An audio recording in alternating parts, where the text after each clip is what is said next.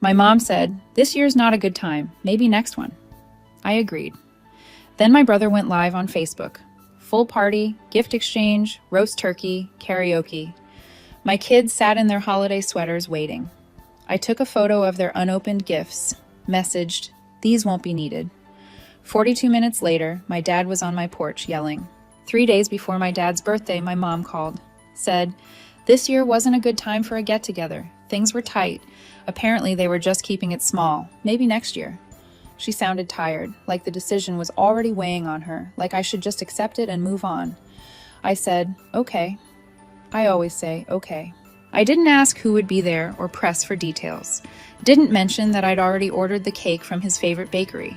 Didn't bring up that the kids had each made something by hand because they loved their grandpa. I just said we'd celebrate some other time. That morning, I still dressed my kids in the outfits they picked out. We sang Happy Birthday in our kitchen. I lined up the gifts we'd wrapped together: a new fishing rod, a photo book, socks with his favorite football team. My daughter had drawn a card that said, "Best Grandpa in the Galaxy." Then my phone buzzed. Facebook notification. My brother was live. I didn't even have to open it. The thumbnail told me enough. Balloon arch over the dining room table, a banner with gold letters. "Happy birthday, Dad." Laughter in the background. I turned the volume on. Full party, catered food, people in dress clothes, a huge roast pig, my mom in the center of it all, handing out wrapped gifts. They were playing karaoke, and someone was filming Grandpa blowing out candles with both cheeks puffed like a little kid. Everyone was there, everyone but us. I didn't tell the kids. I just took a photo of them holding their still wrapped gifts, sitting quietly in their party clothes. I sent it to the family group chat. "These won't be needed." 42 minutes later, my dad was banging on my front door, yelling so loud, the neighbors came out. I had to step out in my slippers because he wouldn't stop. He wasn't drunk, just angry. Said I was being ungrateful. Said I could have come if I wanted. That my brother invited me last minute and I chose not to show. Said this wasn't about me and I needed to stop making it dramatic. He didn't ask to see the kids. Didn't apologize. He just stood there shouting in my driveway, wearing a party hat, crumbs on his shirt, holding a bottle of wine like he thought it would smooth everything over. I didn't say a word, just went back inside and shut the door. And that was the beginning. I thought that would be the end of it. That maybe someone would feel a flicker of guilt after seeing my kids sitting there dressed up with gifts they'd never get to give. Maybe someone would call and say, "We're sorry, we messed up." But it didn't go that way. It got petty. The next morning, my brother posted a meme on Facebook, a cartoon of someone sulking in the corner of a party. Text said, "When nobody notices your silent protest, so you post a sad selfie and pretend you're better off." I wouldn't have thought twice about it, except the comments were full of family members laughing, tagging each other, dropping popcorn emojis. One wrote, "We know the type." Another said, "Some people just love being left out so they can play victim." And the real kicker, someone uploaded a slow-mo video of my dad blowing out the birthday candles. Everyone singing, my mom laughing, my brother holding a glass of champagne, and in the caption, "Real family knows how to show up." My stomach turned. I stared at the screen longer than I care to admit. I didn't comment, didn't like or share, just closed the app and went back to unloading the dishwasher like none of it existed. 2 days later, my mom called. Not to apologize, not to ask about the kids, just to say she hoped I'd cool off before Thanksgiving. She said things got a little hectic, and sometimes people get oversensitive. Her tone was light, like we were discussing the weather. She even said, "Well, your brother was the one planning it, not me." Like that somehow cleared her of the whole thing. I didn't argue. I just listened. When the call ended, I sat down and made a list, not of what they owed me. I wasn't keeping score. It was more of a reminder to myself of everything I'd quietly handled over the years. Like the time I helped my brother cover 3 months of rent when he lost his job, or how my parents were still on my family phone plan, which I paid in full every month without fail, or the insurance I added to my dad's truck because he couldn't afford it during COVID. The automatic refills I'd set up for my mom's prescriptions, the groceries I had delivered when she said she didn't feel well. All of it. Little things I never brought up, never threw in their faces, because that's what family's supposed to do. I didn't feel righteous. I just felt done. The next day, I logged into my mobile account and separated their lines from mine. Sent a polite message saying they'd need to set up their own plans before the end of the month. No explanation, no drama. Then I canceled the auto pay for my mom's medications. I figured she'd notice eventually. When she called a few days later, confused, I said I wasn't sure what happened. Maybe she should check with her pharmacy. She didn't press. But the best part came after I stopped sending money to my brother altogether. That same brother who once asked me to co-sign a loan for him, who never forgot to invite me when he needed something, but somehow always forgot when it came time to show up. Suddenly, they were quiet. But it wouldn't last. They'd built a house out of my kindness, and they were about to feel what it's like when the walls disappear. They waited until the week before Thanksgiving to reach out again. My mom sent a group text that said, "Dinner at ours, 4:00 p.m. Bring dessert if you can." No apology, no mention of the birthday or the Facebook circus, just an invitation like nothing had ever happened. I didn't respond. Neither did my kids. 3 days later, my cousin Jessica messaged me privately, said she hoped I was okay and that everyone was worried about me. I asked, "Worried about what exactly?" She took a while to reply, then said, "Well, you've been quiet. People are saying you're isolating yourself." I didn't bother explaining. She hadn't checked in once during the birthday mess, and suddenly she was part of the concern committee. I left her on red. Thanksgiving came. We stayed home. I made a big tray of lasagna and we watched old home videos. The kind where my dad used to lift my son onto his shoulders and my mom was still trying to teach my daughter to knit. It hurt, yeah, but it also reminded me that we had given so much more than we ever got back. At 4:17 p.m., while my kids were setting the table, another Facebook Live notification popped up. My brother again. I didn't open it, but my son did. He said, "Grandpa's pretending to cry because we're not there." I told him to turn it off. Then came the messages. My mom first. "The kids must be sad. Are you really doing this to them?" Then my brother. "You proved your point. Now grow up and show up like a normal person." Followed by a flood of others chiming in with their own twisted takes. How I was robbing my kids of memories. How I was holding grudges. How my absence was starting to affect Grandpa's health. That one almost got me.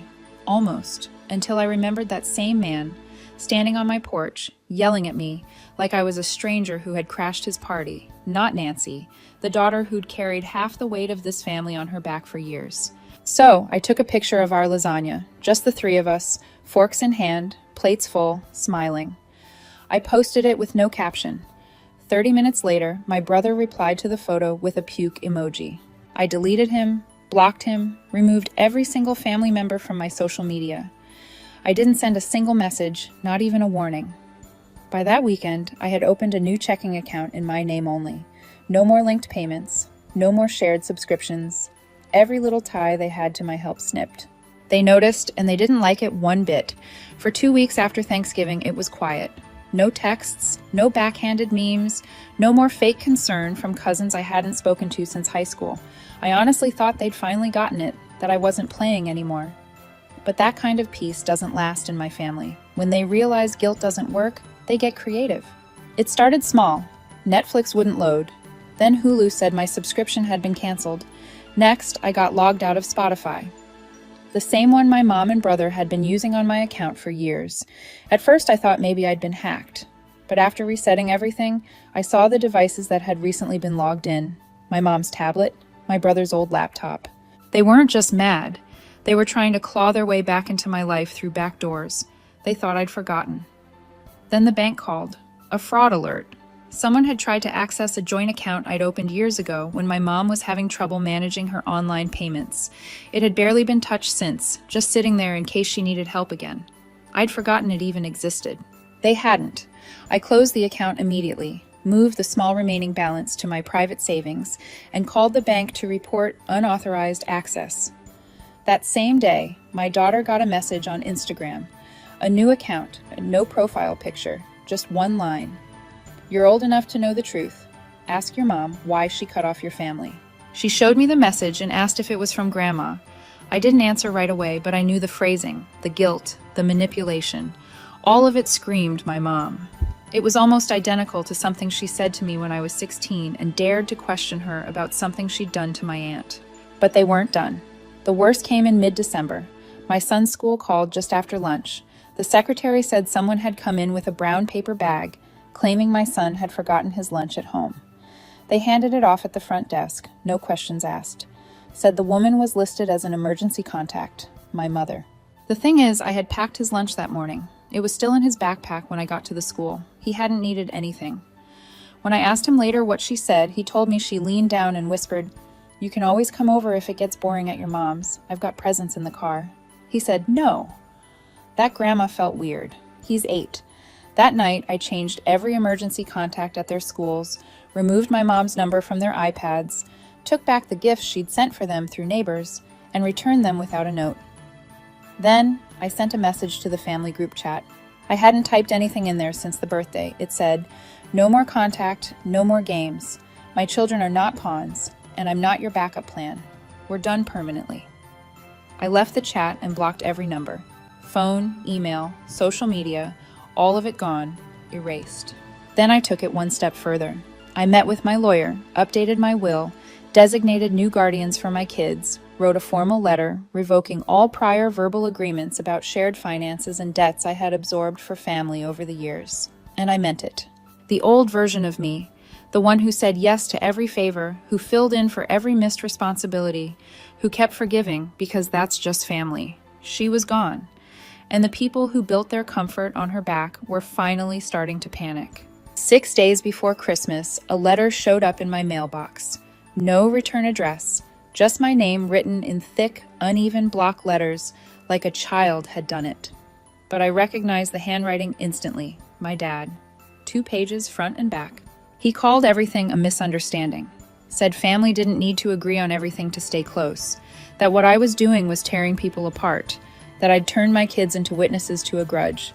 He didn't say sorry once. Instead, he kept mentioning how much my mom missed the kids, how everyone was talking, how it looked bad. He even wrote, "You're better than this." At the end was a $50 bill, folded between the pages, like I could be bribed back into forgetting. I shredded the entire thing without a second thought. The next day, I got a call from my daughter's dance studio. Her Nutcracker costume balance hadn't gone through, which was odd because I'd paid it in full weeks ago. When I called to sort it out, the receptionist told me someone had come in on my behalf and asked to be listed as a backup contact. They also changed the card on file to a different number, then removed it the next day. It didn't take long to figure out who. I told them that if anyone outside of me ever tried to manage my account again, they were to call the police. They apologized and flagged the account. That night, I checked every place where my name, address, or phone number had ever been attached to something they could access. I changed all the passwords, closed old accounts, scrubbed everything clean. But they were just getting warmed up. The voicemails started the day after. Most were from unknown numbers, little yips, static. Then came the messages. My mom saying she missed our traditions, that she was praying for me. My dad stiffly saying that the door is still open if I decided to stop all this. My brother's voice, half smug, half begging, telling me he'd been evicted and had nowhere else to go, that he needed a place to crash just for a week. Said, "This is still your family, Nancy. You don't just quit." I didn't reply. Then came New Year's Eve. Every year since the kids were little, we've gone to the winter carnival in town. Hot chocolate, fireworks, overpriced mini donuts. It's the one tradition they never missed, no matter what. This year, I hesitated, but the kids were excited. I figured maybe we just go early, leave before the crowd. We barely made it past the ticket booth when I saw them. My parents standing near the food court like they just happened to be in the neighborhood. My brother sitting on a bench holding a coffee. They weren't there for the carnival. They were waiting. My daughter grabbed my hand and whispered, "They're here." I told her to stay close. My mom started walking toward us, holding something wrapped in tissue paper. My dad stood behind her, arms crossed. My brother smiled like he'd caught me in something. I didn't say a word. I turned and walked out with the kids. I didn't even stop at our car. I ordered an Uber and waited on the sidewalk like it was any other night. My dad yelled something behind us. "You're doing this to the kids, not us." But I kept my eyes straight ahead.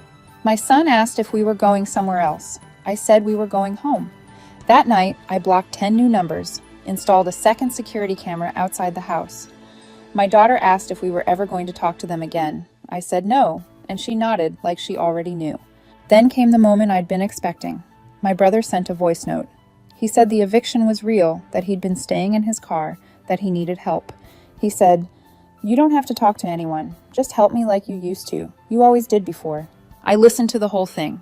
Then I deleted it. Not out of anger, not even revenge, just clarity.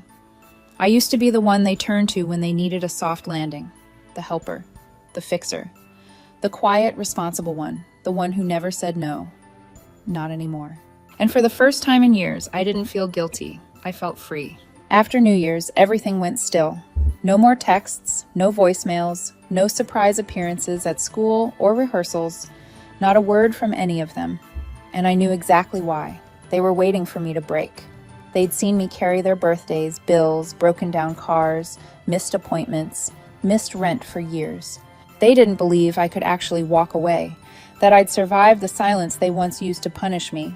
But the truth was, I had never felt more whole. My kids were lighter, our home was peaceful, and for the first time in over a decade, I wasn't waiting for some new drama to explode into our living room. 2 weeks into January, my mom finally tried one more time. She sent a letter, not to me, to my daughter.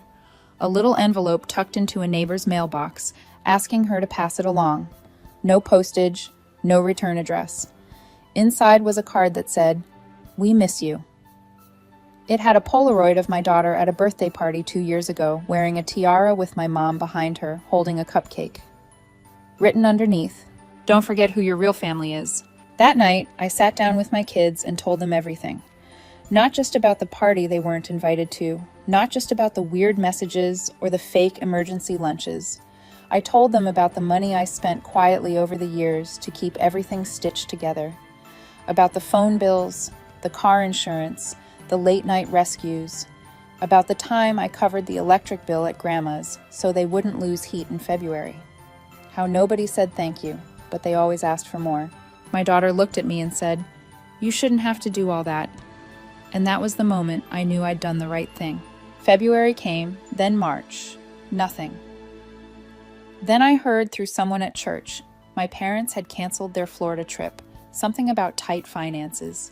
Then someone else mentioned my brother had moved back in with them. No one said my name, but I could feel it in the air. They were struggling, and no one was jumping in to fix it. That used to be my cue. I didn't flinch. By April, the family group chat was shut down. A cousin tried to reach out just to catch up. I ignored it. By June, they'd stopped asking about us altogether, and now it's August. My kids just started their school year. We have our own traditions now. We cook dinner together once a week. Friday nights are for game marathons and junk food. We write letters to each other and hide them around the house. And when my daughter had a birthday party last month, I looked around the room and realized not a single person there was from my blood family. But the room was full. Laughter, music, real love. They thought I would come crawling back eventually, that I'd panic without them, that I'd feel empty. But what they never understood is this. They were the emptiness. I just didn't see it because I was always too busy filling it. Now they're the ones sitting in silence, and they're finally learning what it feels like to be without Nancy.